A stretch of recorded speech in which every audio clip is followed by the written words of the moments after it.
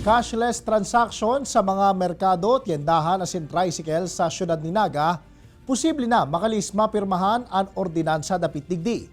Sentimiento kan mga paratienda sin tricycle driver, aramon ta sa report ni Rosie Nieva.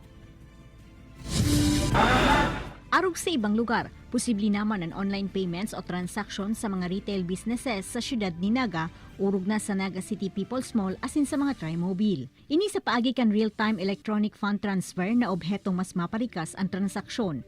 Enot digdi, padagos ng naaprubahan sa sangguniang panglungsod asin napirmahan naman ni Mayor Nelson Legacion ang nasambitan ng ordinansa.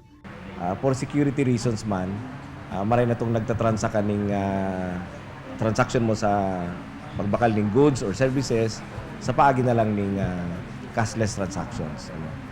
Kaya ini pong ordinansa ng kansyudad, saro lang pa sa mga mekanismo.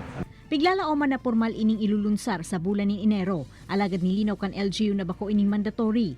Sa ibong kaini, daiman pabor ang pirang mga tricycle driver sa nasambitan ng lakdang. Medyo hassle nga ni ma'am, hassle man po yan. Imbis na karauan na lang, kaya mga pasayro magbayad ng 15.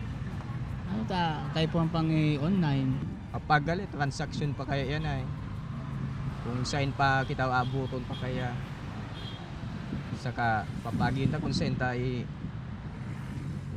ano to pa yan sa ano, kung sa mga remittance.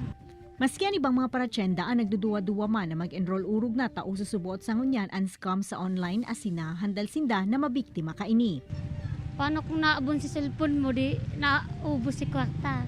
Kana kaaging bulan in Hunyo, kan magkaigwan in joint memorandum ang Bangko Sentral ng Pilipinas asin DILG manungod sa pag-inkaminar sa mga LGU na iadaptar ang nasambitan ng transaksyon. Ini si Rosie Nieva, Balitang Picolandia.